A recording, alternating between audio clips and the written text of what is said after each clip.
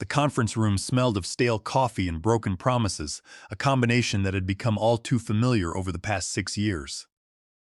Sylvia Vance sat with her hands folded neatly in her lap, watching Preston Gable, the director of engineering, clear his throat for the fifth time in 3 minutes. Preston was in his mid-50s, wearing designer sneakers in a desperate bid to appear relatable. He shuffled a stack of performance evaluations, avoiding Sylvia's calm gaze. "Sylvia," he began, his voice carrying that familiar patronizing tone she had grown to detest, "we have decided to go in a different direction for the senior database architect position. However, I want you to know that we really value your contributions, and next season you are definitely at the top of our list." Sylvia stopped listening. Next season. It was the same consolation prize she had been offered year after year. For 6 years, she had dedicated herself to Vertex Solutions, a mid-sized data processing company that managed complex claims databases. She was 34 years old, possessed a master's degree in computer science, and was the sole architect who had built and maintained the company's core claims engine. When the legacy system nearly collapsed under outdated queries, she had stayed awake for 3 nights rewriting the indexing logic. She was the department's safety net, quietly fixing bugs others pushed to production. She had trained 3 junior developers who had since been promoted above her on the organizational chart, including Brent Harmon, the man who had just been selected for the senior role she had earned. Brent had been there for only 18 months, his technical skills mediocre despite his charismatic talk. Just last week, Brent private messaged Sylvia, asking how to implement a basic caching strategy. 2 weeks prior, he pushed a broken schema migration to production on a Friday afternoon.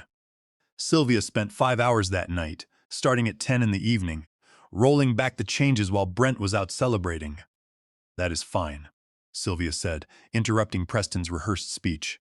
Her voice was remarkably calm, devoid of the tears or frustration she had shown in previous years. During her first rejection, she had cried in her car. During the second, she had presented a 15-page document outlining her contributions and system uptime metrics. By the fifth rejection, the fire of resentment had burned down to cold, solid resolve. "Thanks for letting me know, Preston." Preston blinked in surprise. He had clearly prepared for an argument or an emotional outburst. "Oh well, excellent," he stammered, adjusting his glasses. "I am glad you are taking this professionally. We are announcing Brent's promotion tomorrow morning.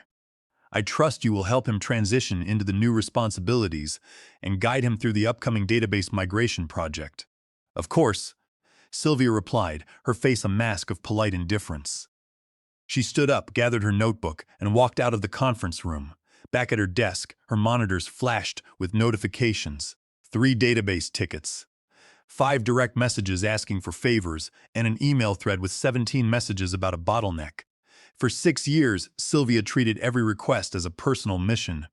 But as she sat down, she realized her loyalty to Vertex Solutions had finally snapped. Instead of opening the database console, Sylvia opened her personal email.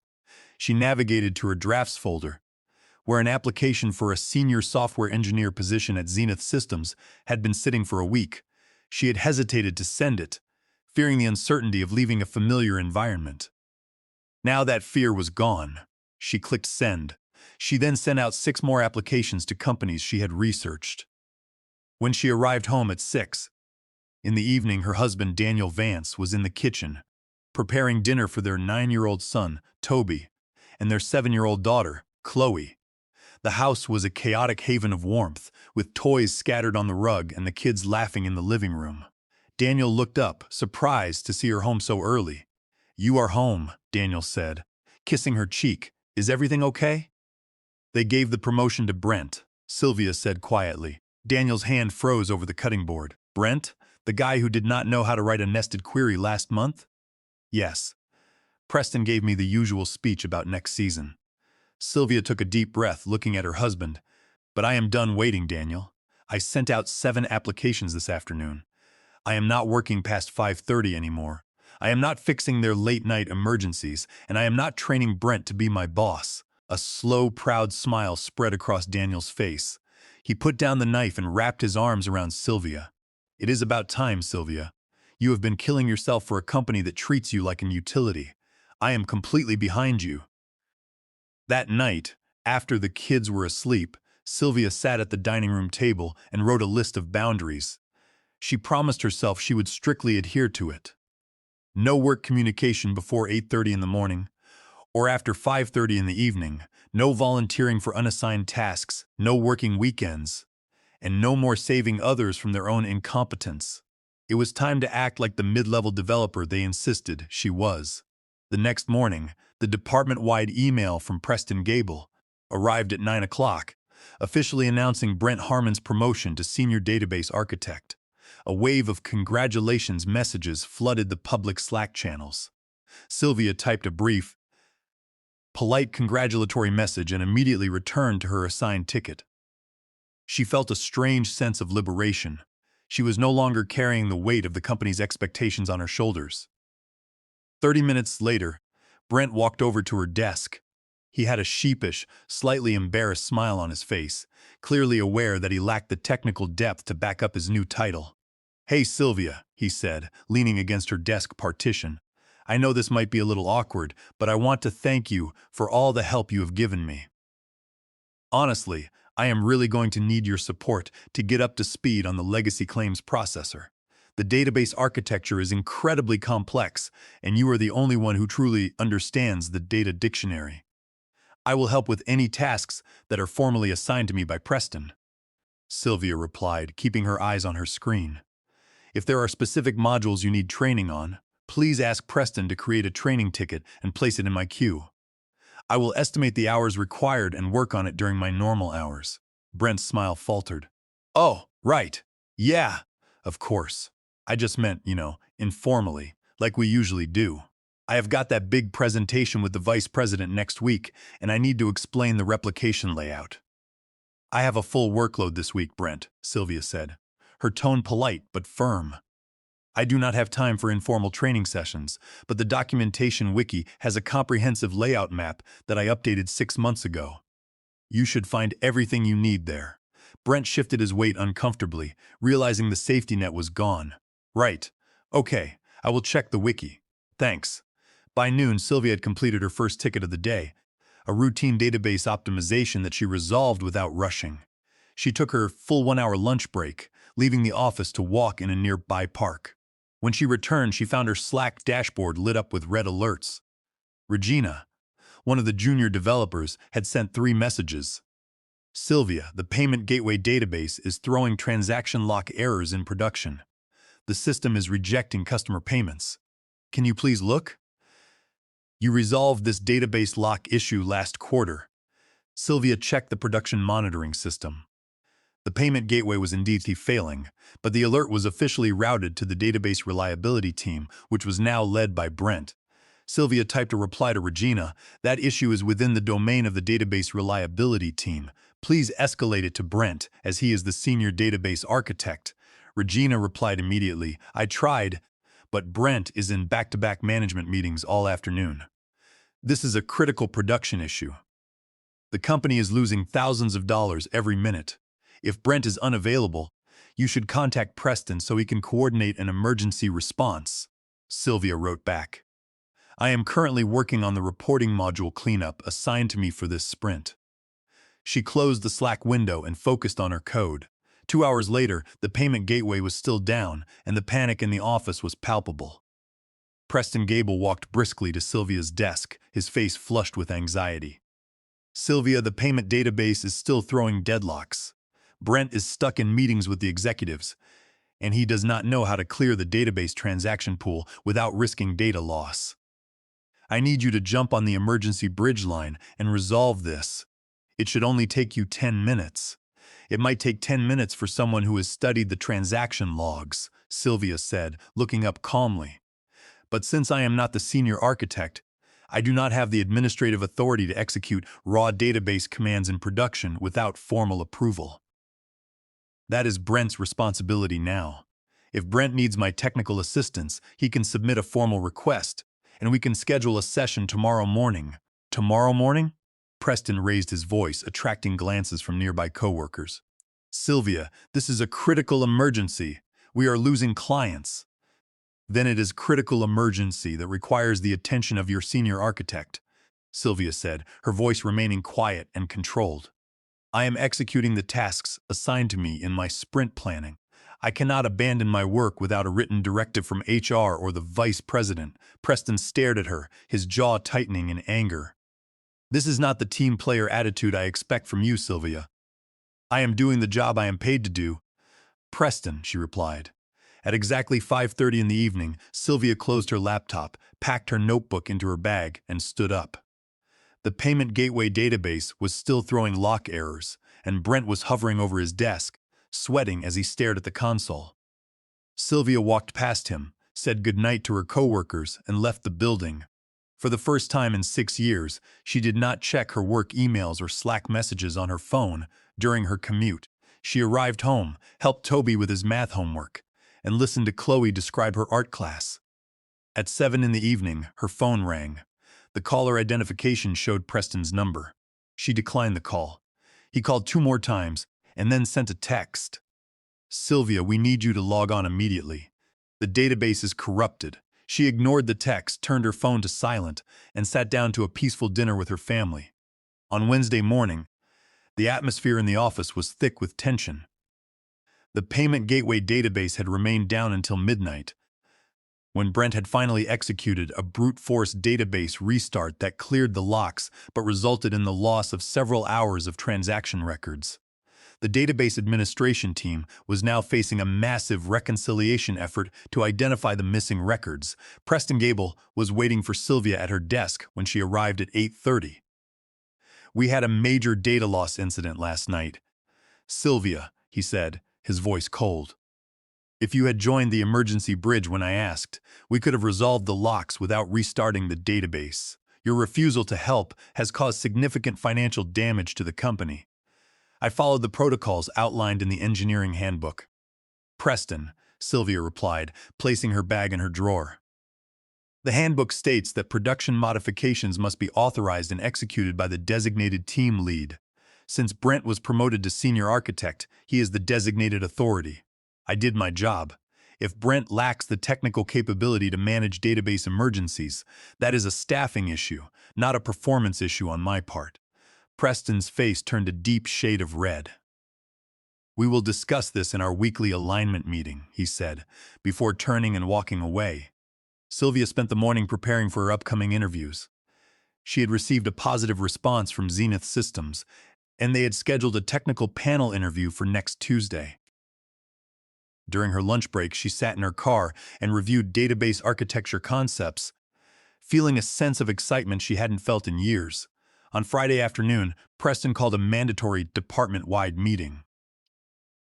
All 12 developers, the database administrators, and the project managers gathered in the main conference room.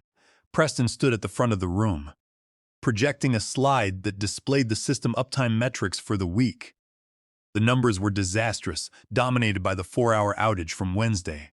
As you can see, our reliability metrics have taken a severe hit, Preston began, his eyes scanning the room until they settled on Sylvia. We have built a successful department on the foundation of collaboration and dedication. When the system is in crisis, we expect everyone to step up, not hide behind job descriptions or do the bare minimum. Those who refuse to support the team during critical outages are actively harming the company and our users.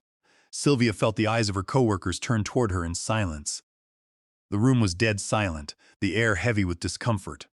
The old Sylvia would have shrunk back, feeling humiliated and defensive.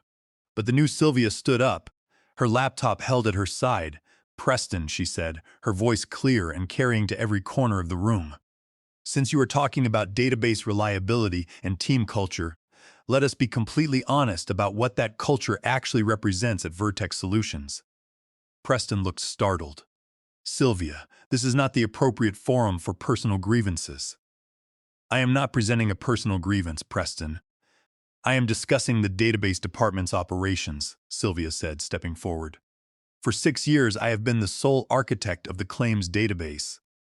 I have worked 60-hour weeks, resolved late-night database emergencies, and trained 3 developers who were subsequently promoted to senior positions while I was repeatedly told to wait for next season. The room remained absolutely silent. Several developers exchanged wide-eyed glances. You have built a system where the reward for hard work and technical expertise is exploitation, Sylvia continued. You expect me to perform the duties of a senior database architect while paying me the salary of a mid-level developer and denying me the title. You promoted Brent to lead the database team. Yet when a database emergency occurred, you demanded that I execute the recovery because Brent did not have the technical knowledge to do so. That is not collaboration. That is using my labor to cover up management's poor decisions. I will no longer participate in this cycle. I will perform my contracted duties during my contracted hours. If you want senior-level responsibility, you should assign it to the senior-level staff you chose to promote. Sylvia closed her laptop, walked out of the conference room, and headed straight to the elevator. Her hands were shaking with adrenaline, but she felt a profound sense of triumph. She had finally spoken the truth that everyone in the department had been too terrified to acknowledge. Before she even reached the parking lot, her phone began to buzz with messages. Jared, one of the senior front-end developers, wrote, "Sylvia, that was the most courageous thing I have ever witnessed in this office. You said what all of us have been thinking for years. Thank you." Regina wrote, "I was literally holding my breath. You are my hero." By the time she got home, she had received supportive messages from 7 of her coworkers. When she walked through the front door, Daniel took one look at her face, saw the absolute clarity in her eyes, and smiled. "You did it, didn't you?" he asked. "I did," she replied. "I stood up in the middle of the meeting and told everyone the truth." Daniel pulled her into a tight hug, holding her close, as the tension of the last 6 years seemed to melt away. "I am so proud of you, Sylvia," he whispered. When she arrived home, she received an email from Beatrice Sharp, the Human Resources Director, requesting a formal meeting for Monday morning at 9 o'clock. Sylvia replied immediately, confirming her attendance. She spent the weekend relaxing with Daniel and the kids, refusing to allow the upcoming corporate confrontation to ruin her family time. She was prepared, and she knew she held the cards. Monday morning, Sylvia walked into the Human Resources conference room at 9 o'clock. Beatrice Sharp, the Human Resources Director, was seated at the table, flanked by Beverly Cross, a representative from the Corporate Human Resources Department, and Preston Gable. Preston looked smug, confident that Sylvia was about to be disciplined or terminated for her insubordination. "Sylvia, thank you for coming," Beatrice began, her tone professional and neutral. "We wanted to discuss the incident that occurred during Friday's department meeting. Preston has reported that your comments were highly disruptive, unprofessional, and constituted public insubordination." "I disagree," Sylvia said, placing a neat folder on the table. "My comments were a direct response to Preston's public accusation that I was doing the bare minimum and harming the company. I was clarifying the division of responsibilities within the database team." Beverly Cross leaned forward, her corporate expression unreadable. "Sylvia, regardless of your feelings regarding your career progression, confronting your director in a public meeting is unacceptable. We expect our employees to utilize the proper internal channels to address grievances." "I have utilized the proper internal channels for 5 years," Sylvia replied, opening her folder. "I have documented my performance reviews here. As you can see, for 5 consecutive years, my evaluations have been marked as exceeds expectations or outstanding. I have applied for the senior database architect role 5 times. Each time, I was rejected with vague feedback about strategic vision, while the people I trained were promoted." She slid the performance evaluations across the table. Beatrice picked them up, scanning the pages. "Furthermore," Sylvia continued, looking directly at Beverly, "I want to address the legal implications of my classification and my actual job duties at Vertex Solutions. Under our company's current modernization contract with the Department of Veterans Affairs, the company is contractually obligated to staff the database team with certified senior database architects." Preston's smug expression suddenly vanished. He sat up straight, his face turning pale. "According to the public billing records under the contract," Sylvia said, her voice steady and precise, "Vertex Solutions has been billing the federal government for my labor at the rate of $180 per hour, classifying my work as senior database engineering. Yet, the company has kept me classified internally as a mid-level developer, paying me a salary of $85,000 a year, which equates to approximately $40 per hour. The room went completely quiet. Beverly Cross stared at the documents Sylvia had pulled out, which included the contract specifications and her own billing logs. This is a direct violation of the Federal False Claims Act, Section 3729 of Title 31 of the United States Code, Sylvia explained. By knowingly billing the federal government for senior-level engineering services, while utilizing and compensating the developer as a mid-level resource. Vertex Solutions has submitted fraudulent claims for payment. Furthermore, the company is currently billing the government for Brent Harmon's hours at the senior rate, despite the fact that Brent lacks the required database certifications and technical capabilities, which resulted in the database corruption and data loss on Wednesday. Beatrice Sharp looked at Preston, who was now sweating profusely and unable to speak. Beverly Cross closed her notebook, her corporate composure momentarily shattered. "We will need to review these documents internally," Beverly said, her voice tight. "Please do," Sylvia said, standing up. "I have already consulted with an attorney specializing in government contracting and whistleblower protection. I want to make it clear that any attempt to terminate my employment or discipline me for my comments on Friday will be treated as whistleblower retaliation under California Labor Code, Section 1102.5, and federal law. I will return to my desk now." On Tuesday afternoon, Sylvia took a half-day of paid time off to attend her technical panel interview with Zenith Systems. The interview was conducted via video call with two senior engineers and Fiona Hayes, the Vice President of Engineering. The technical questions were challenging, covering advanced distributed databases, complex query optimization, and disaster recovery strategies. Sylvia answered them with absolute confidence, drawing on her 6 years of hands-on experience rescuing the legacy claims system at Vertex. She could tell the panel was impressed by her practical depth. Near the end of the interview, Fiona asked, "Sylvia, your technical background is outstanding. Why are you looking to leave your current role?" "I am looking for an organization that values engineering excellence and respects professional boundaries," Sylvia said. "I want to work where career progression is based on merit and documented achievements rather than availability for uncompensated overtime." Fiona smiled. "We believe that engineers perform their best work when they have a healthy work-life balance. We do not expect our team to sacrifice their families for their jobs." On Wednesday morning, Sylvia received a formal offer from Zenith Systems, senior database architect with a starting salary of $110,000, 5 weeks of paid vacation, and full remote flexibility. It was a 28% increase over her salary at Vertex Solutions. Although she was thrilled, she remembered her true market value. She immediately replied to the hiring manager, negotiating the base compensation and demonstrating her unique qualifications. Within 3 hours, Zenith agreed to her request of $115,000. She signed the offer letter with a sense of triumph and drafted her resignation notice. On Wednesday evening, Brent Harmon attempted to deploy a critical database patch to resolve the unresolved reporting bottlenecks. Without Sylvia to review the script, Brent executed a command that accidentally truncated the transaction history tables and corrupted the database indexes. The system went down immediately. When the operations team tried to restore from the nightly backup, they discovered that the backup files were corrupted because Brent had misconfigured the storage encryption keys 2 hours prior. By Thursday morning, the company was in a state of absolute emergency. Vertex Solutions was facing massive financial penalties from their clients and a potential breach of contract with the Department of Veterans Affairs.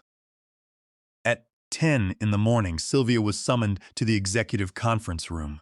When she walked in, she found Victor Prescott, the chief executive officer, sitting at the head of the table. Preston Gable was present, looking defeated, along with Beverly Cross and the chief technology officer.